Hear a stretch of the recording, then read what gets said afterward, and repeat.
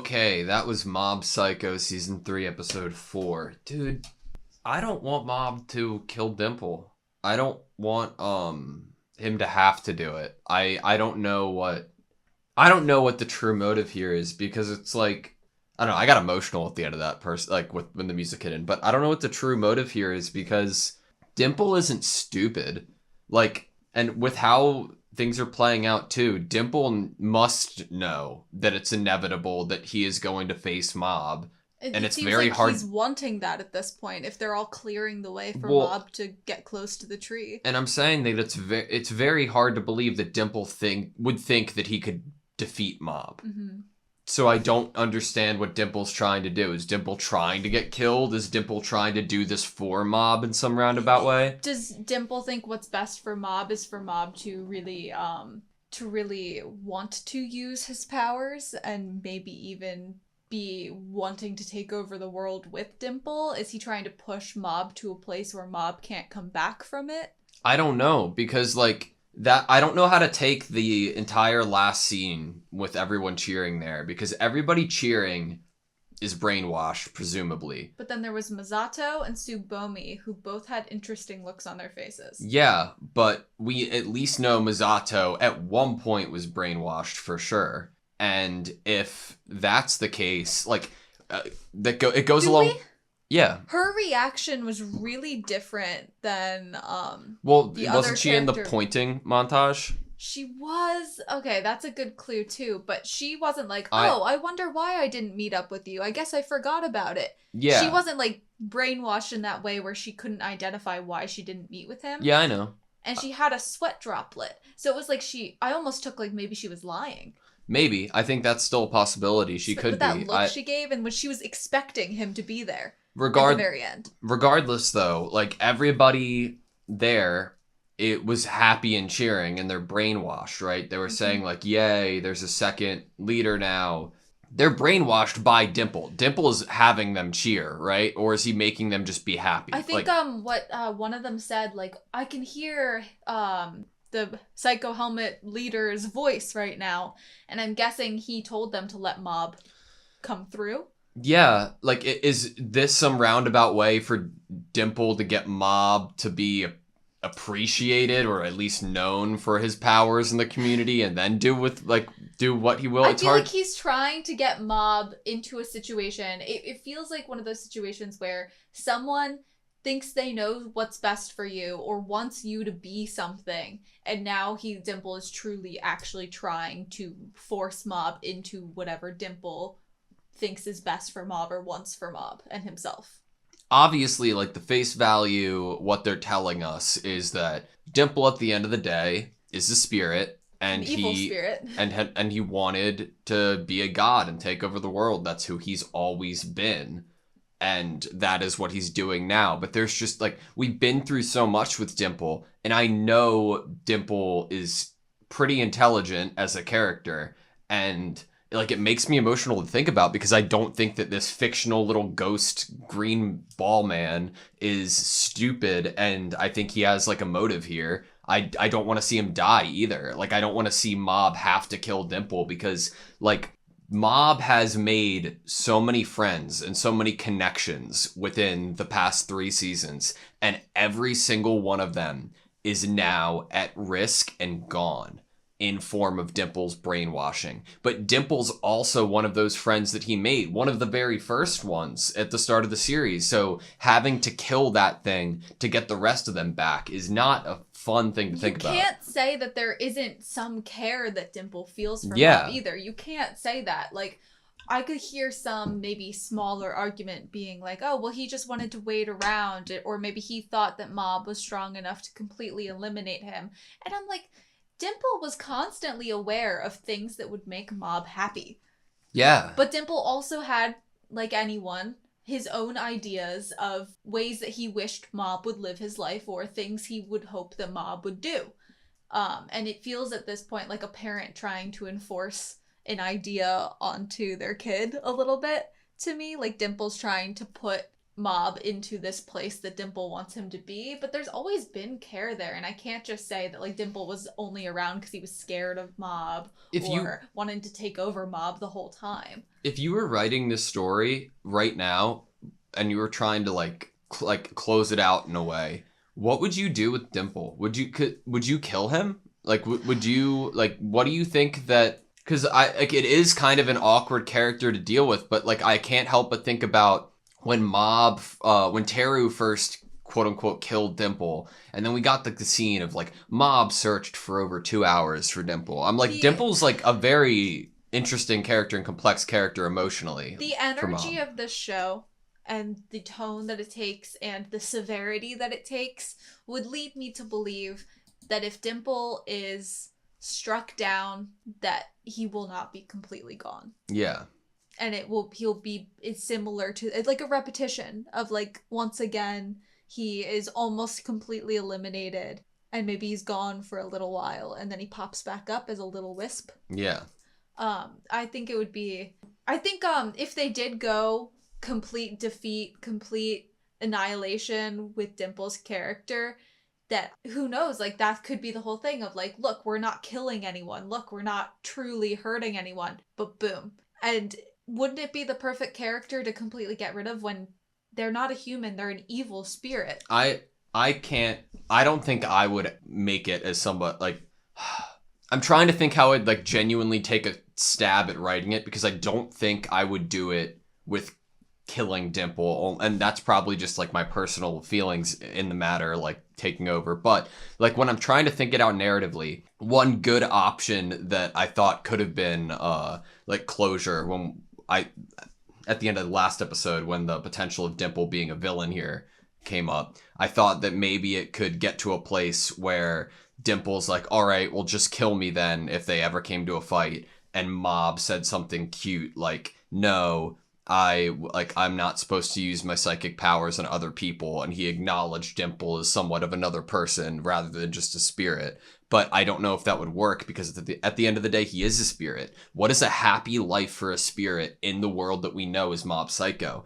Was last season, and the idea of that family who is just staying at that shack, is that the best case scenario for something like Dimple? So like a sanctuary to live out days in a peaceful way, whatever that may be. Dimple doesn't have a family. Could he ever even have peace when he's technically an evil spirit? Like, those spirits were just people that wanted to stay together in the afterlife. But Dimple was coined as this evil spirit that wants world domination, and we don't have a humanistic backstory. Well, maybe that's it. That feels, maybe we learn. If Dimple was once a person, maybe we learn who Dimple was and what he was like. Maybe his closure is going from being an evil spirit to a docile spirit like we saw last season. Because in my mind, like, you're at peace at that point.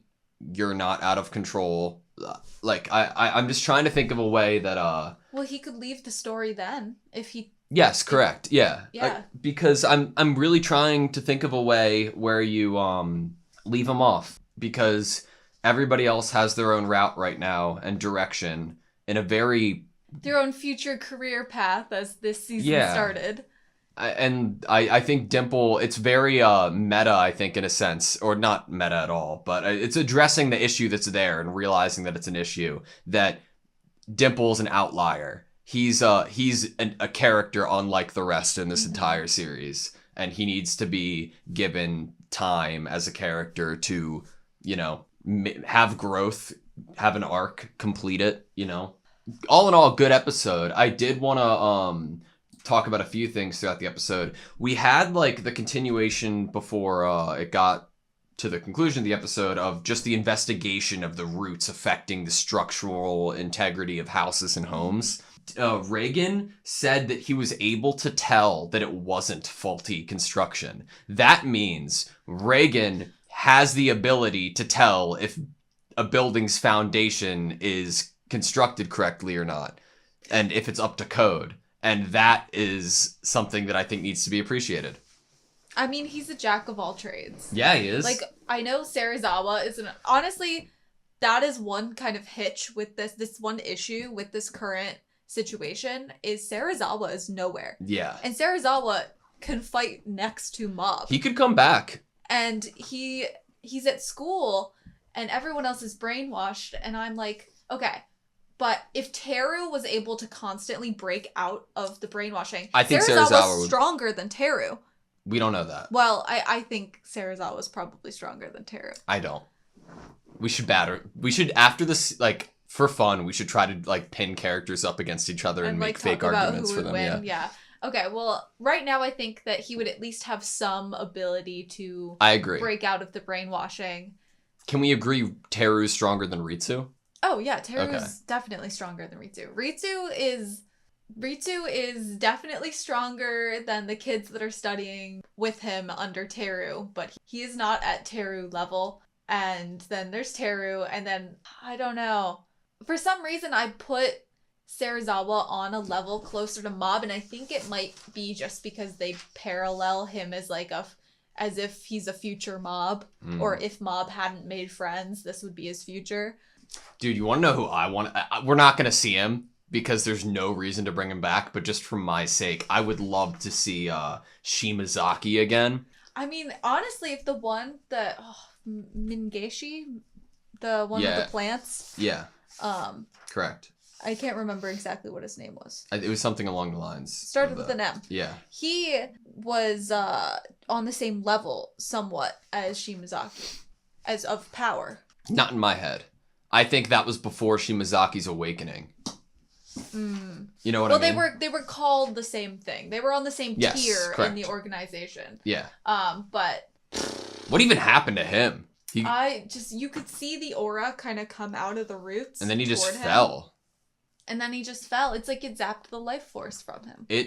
It's terrifying how strong Dimple's become, but I still don't think he thinks that he could defeat Mob.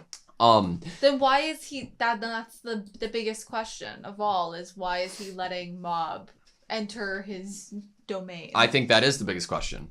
I think that is something we don't know the answer to yet. Why is Teru the coolest character in any anime that's ever been made? Not only is he just like cool outfits, but it follows him throughout the show. Like, when we started focusing on Teru this episode, he got his candy and it was like normal Mob Psycho. Then the screen cut to him opening up the fridge, and it was like the most This whole scene was really awesome. It was so cool. And it was like the shadow, the color of his eyes, it kind of reminds me of like old school Digimon, the way it's drawn in a really weird way. But it's so cool. And then you just freaking see behind him is Broccoli Mob. That was a terrifying realization. So creepy. It's like, when did this turn into like a ghost horror paranormal show? And since we watch with lights on us and there's a bit of a glare, plus it's not the best TV in the world, we have a little bit of a darker screen than if I'd like view it on my like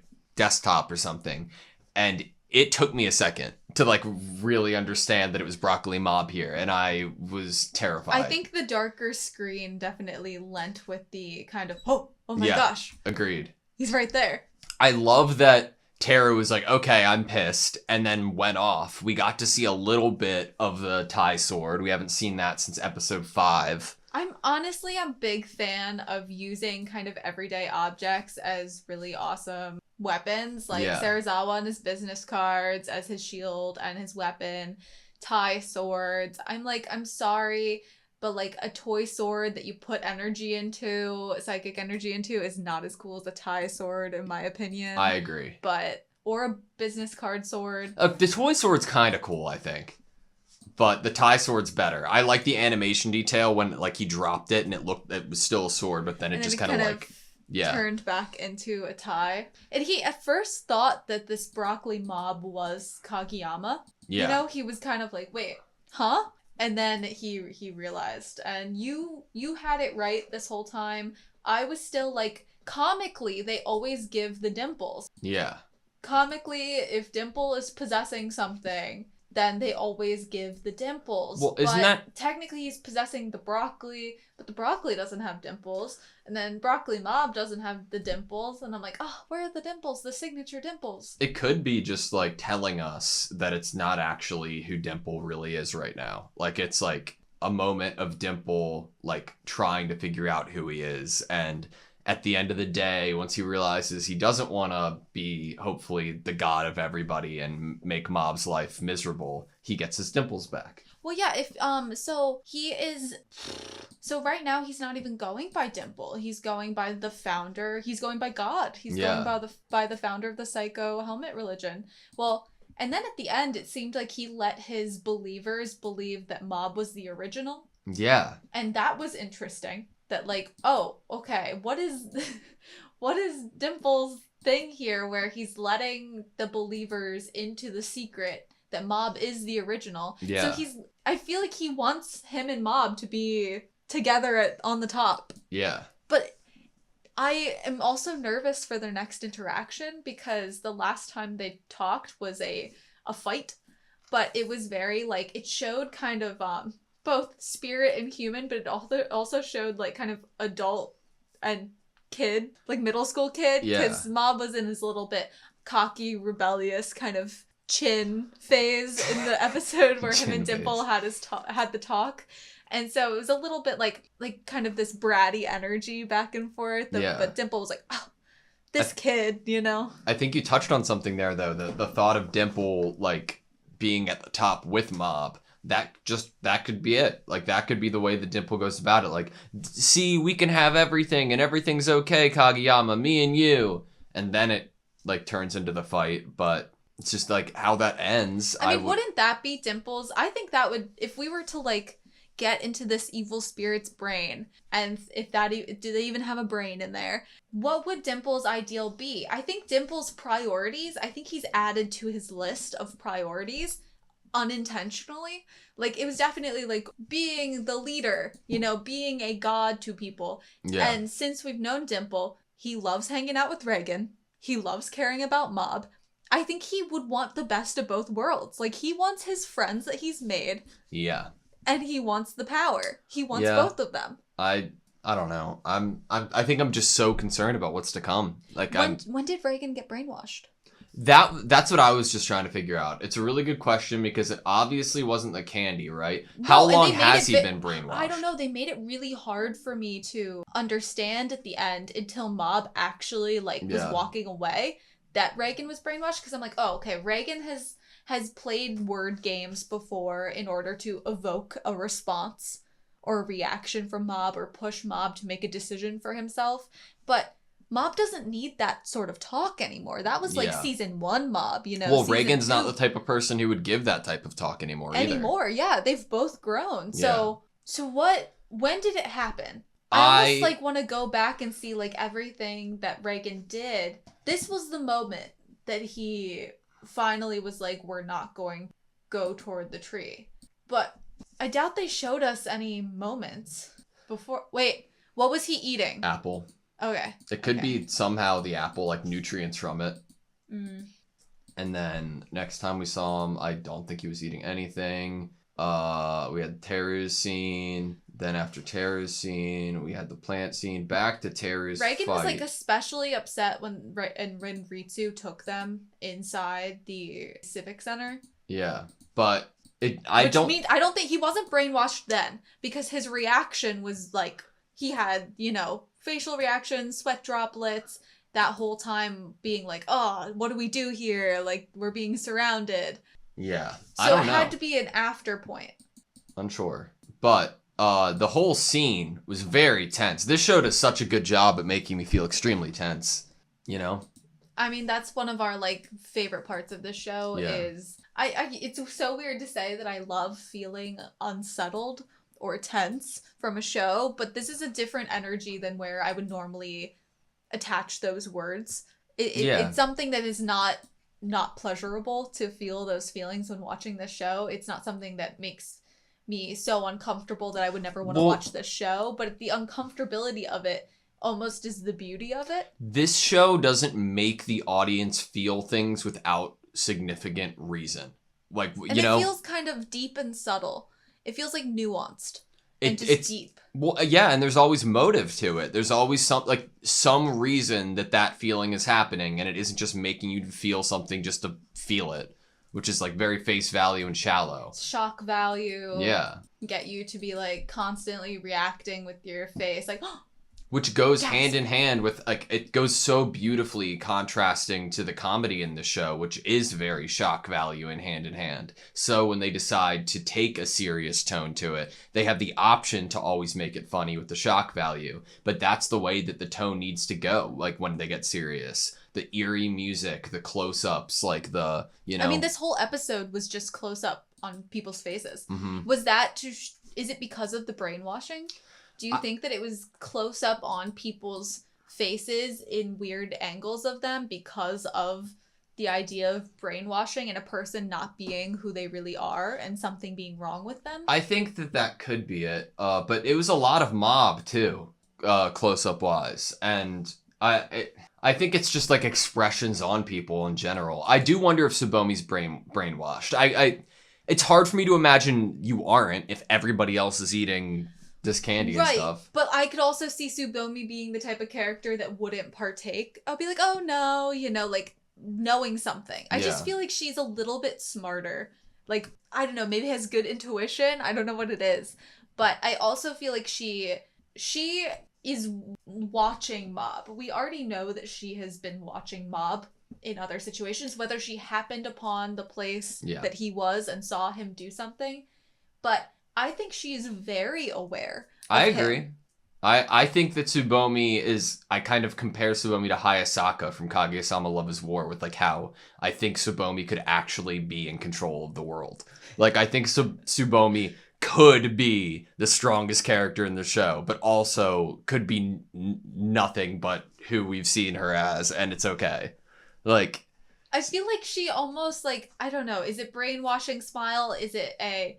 proud of Mob kind of taking control to save everyone in the city from being brainwashed, even though he's all by himself and he's choosing to use his powers to protect everyone once again? Maybe Dimple is doing this whole thing to get inside of Tsubomi's head to see her feelings for Mob.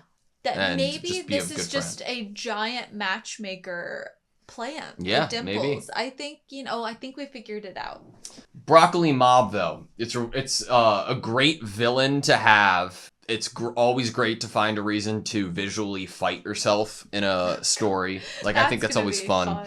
But does it beg the inevitable production of a really cursed, terrifying version of your shirt, but us were like Broccoli Ben and Broccoli Anna? I'm gonna have a nightmare of that tonight. It's terrifying, isn't it? It's an awful thought. That. It really is. Okay, so Mob does have some possible advantage going into this, other than any emotional connection he has with Dimple. He also has already learned and is very good at controlling plants. What the fuck is up with What Mob's is, shirt? Everyone's issue with Mob's shirt? Like, everyone was giving him looks. Teru picked it out for him. So do you think Dimple actually picked it out for him? If Dimple had already been, if Teru had already been brainwashed last episode and didn't realize it? So, there was something interesting because I feel like we saw Teru go from being brainwashed to not brainwashed to Do you know what I just realized? When Teru took Kageyama to pick out that shirt, did we see a scene that actually happened before, but we saw it now? Like when Teru was in, like, eating the candies and stuff, looking in the fridge, and Broccoli Mob appeared behind him, then he went and fought Broccoli Mob? What if that was actually before the shopping spree of last episode? In timeline. And Could be. That would be Teru being brainwashed. Could explain the interesting taste. But it also, like, how would Dimple know about the Canada store? I don't know. The shirt is definitely an interesting thing that keeps being brought up, and I wonder how deep it is, if at all. There's something about it. Like, Reagan was so embarrassed. But it's like Reagan didn't even want to be seen next to a person wearing this shirt. Yeah. It could just be like a stupid face value joke, and I'd love it. But I wonder if there's anything to it. He was like, your school uniform has more defense points. What does it have on it? Monkeys? The cool stuff in games never has the most, like, defense points or anything. It's always the, like, ugly stuff that you don't actually want to wear. I mean, it could be, like, just the transformation. Instead of white tea poison, Mob is now like Yellow tea monkey boy. Yeah, yellow tea monkey boy. I don't know, man. Who knows? There's something maybe it's just an inside joke or something. Yeah. That's just some little comedic little bit. Never going to be explained bit. I love inside jokes. I'd love to be a part of one someday. All right, you good? Yes. Thank you guys so much for watching this video. Please like, comment, and subscribe, and we hope to see you next time.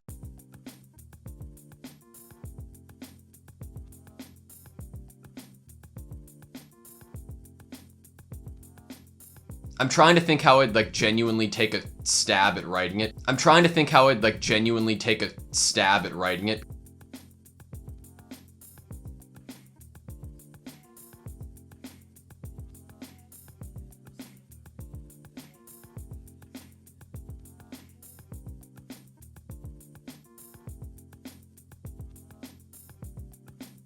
I'm trying to think how I'd like genuinely take a stab at writing it.